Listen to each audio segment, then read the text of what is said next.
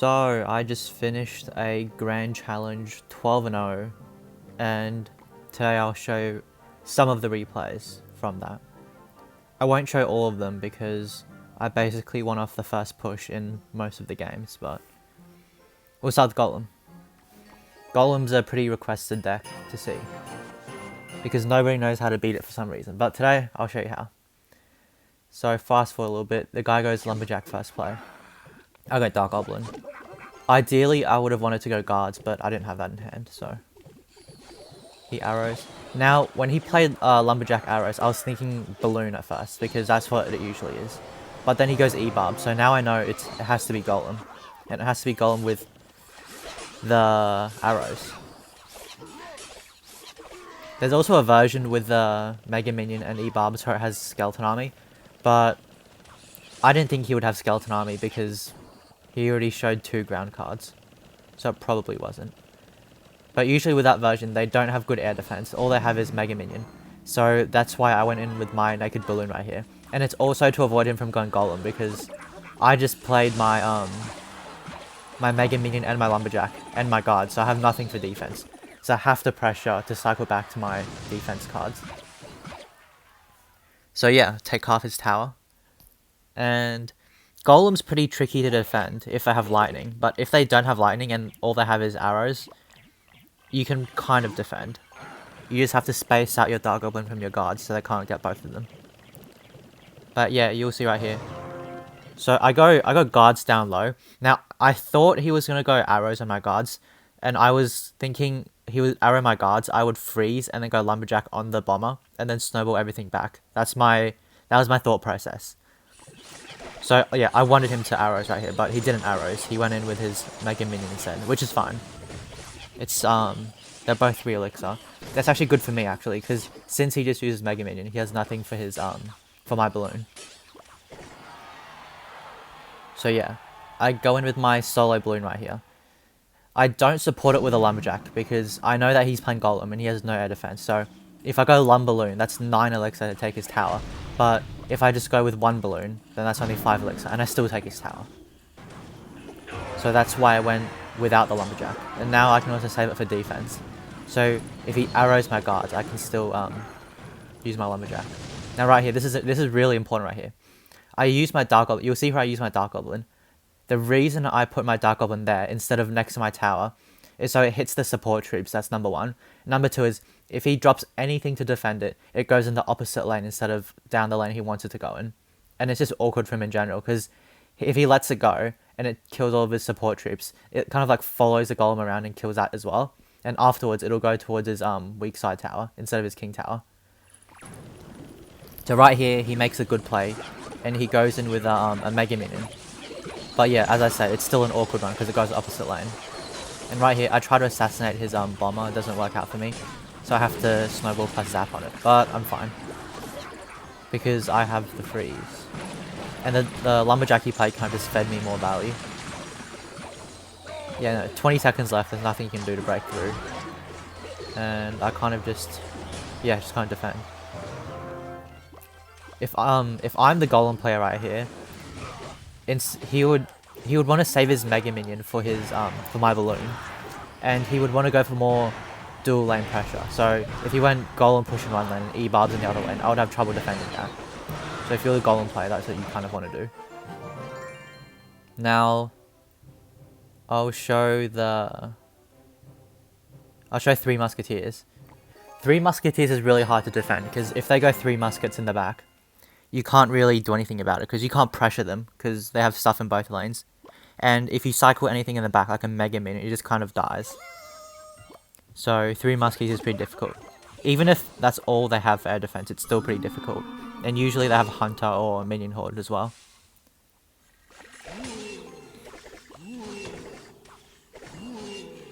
But yeah. At this point, when he uses Ice Golem and his Royal Ghost, that's when I knew he had 3 Muskies pump. And that's why I went here. If they pump in the back and you have enough elixir, always go Lumballoon same lane. So this is why. If you take their tower, your balloon goes straight to the elixir pump. If I'm in opposite lane, it just kind of dies and it goes to the king tower. But yeah, that's why I froze here. If that elixir pump wasn't there, I wouldn't have frozen. The only reason I froze was to kill the elixir pump. So yeah, you have to let that flying machine go, or I would have been down too much and I wouldn't be able to defend. So right here, I still have some problems defending, but I managed to stay alive.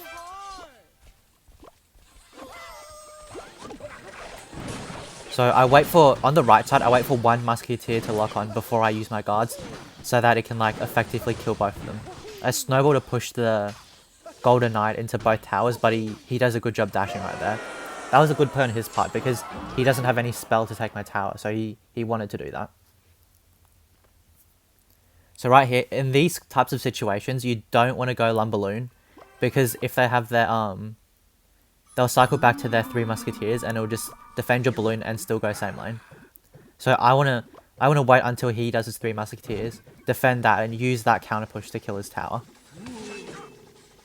So yeah, just kind of fast forward here. That was a really bad Ice Golem in this part, because it did nothing, and my troops are still alive. I go into my balloon without the Lumberjack. I don't use my Lumberjack, because if I use it, it'll die anyways. So I just do it without it, and I use my support troops to kill the Musketeers. If I went in with my Lumberjack, I wouldn't have had enough elixir to freeze and kill his Musketeers. So that's why. And I go Dark Golem in the middle just to kill his tower, because I know that he doesn't have any reliable defense to like quickly react. So yeah, and that's it. Fast forward times 4, and I just win the game from there. Nothing he can do from here.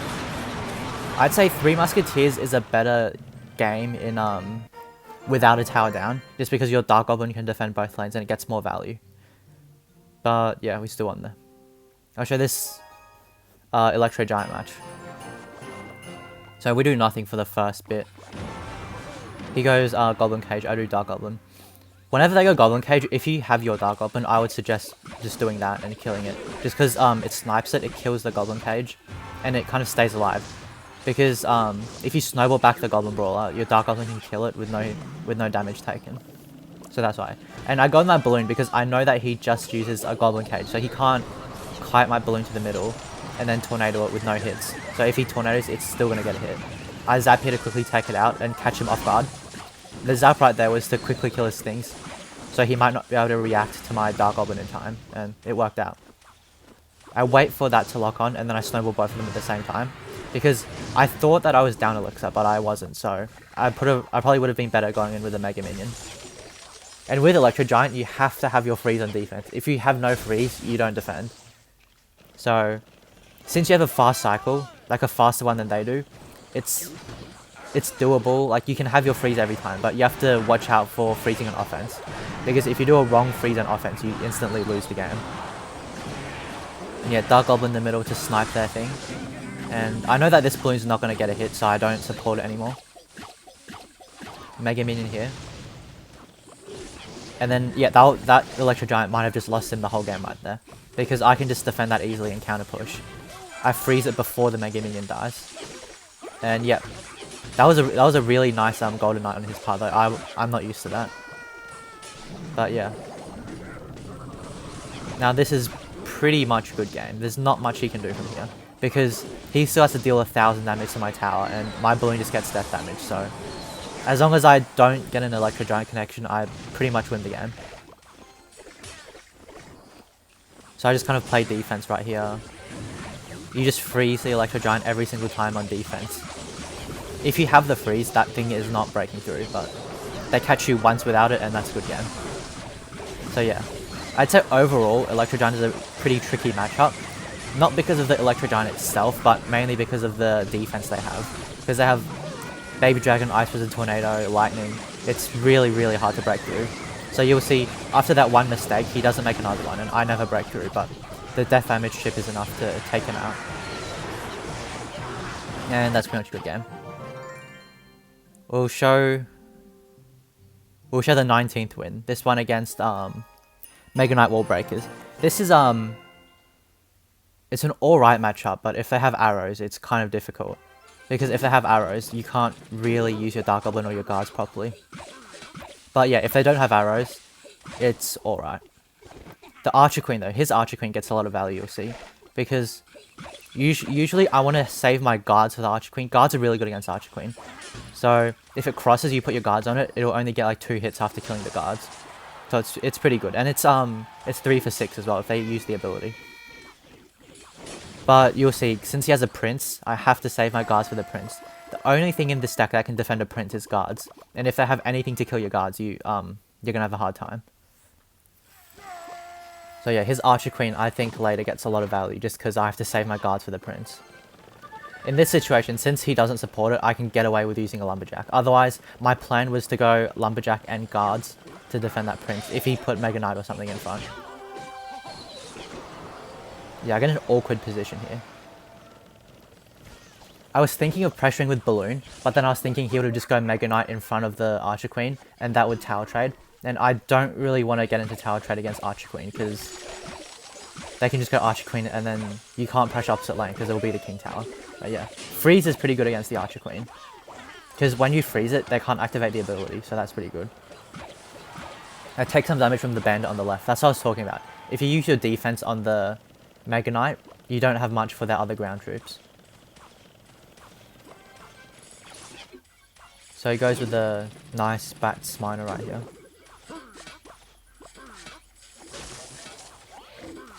And annoying wall breakers.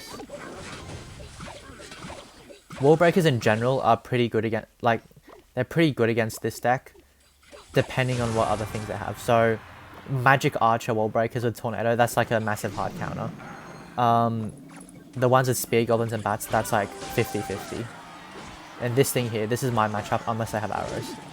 But yeah, Balloon survives on 1 HP, gets a hit, and that pretty much wins me the game because I just defend from here.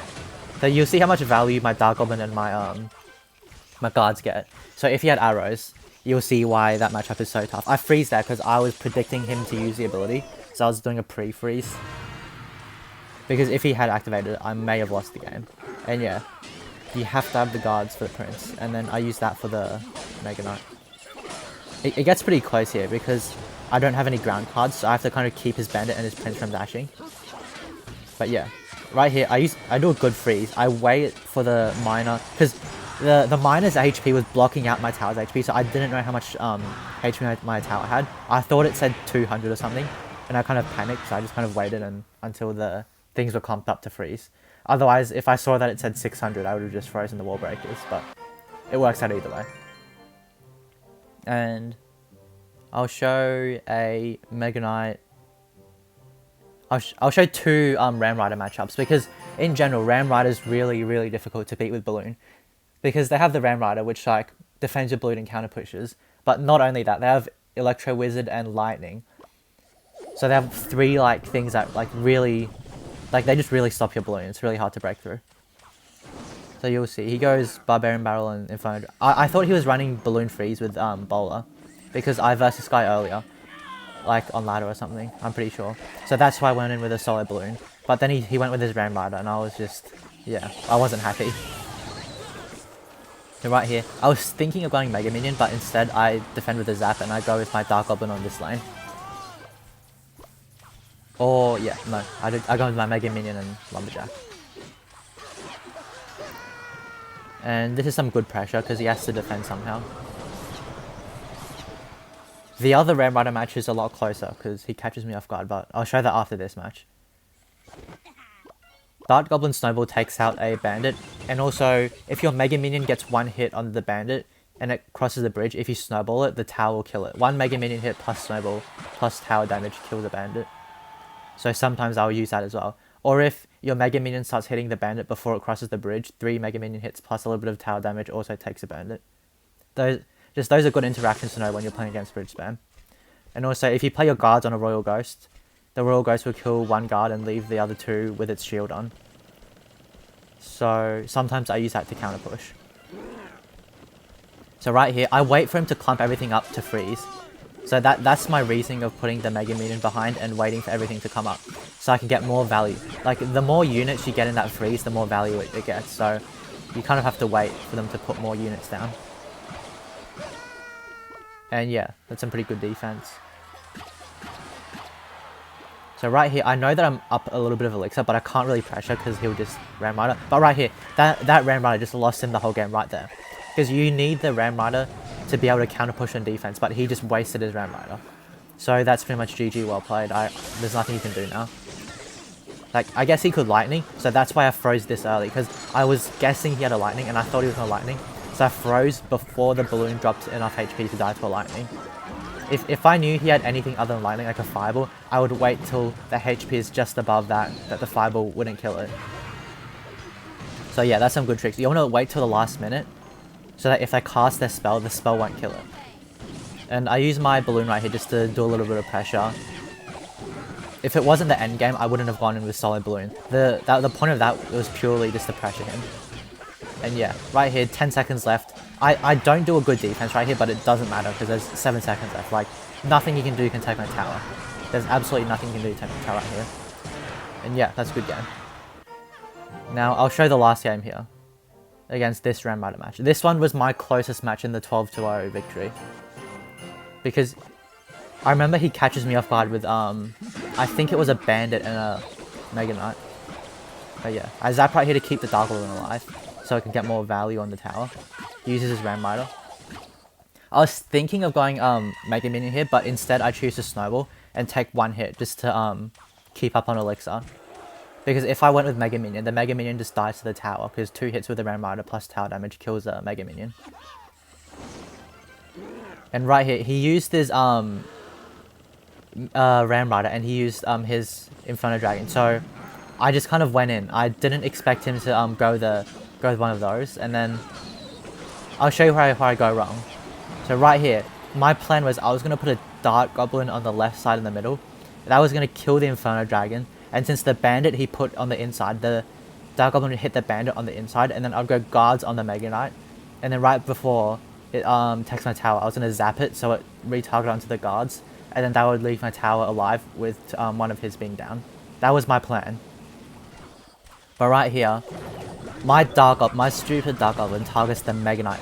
Out of every single unit he could have targeted, that was the worst one. Because the Mega Knight just doesn't die, and the Bandit dashes onto my Dark Goblin, kills it, and now I'm in a really, really bad situation.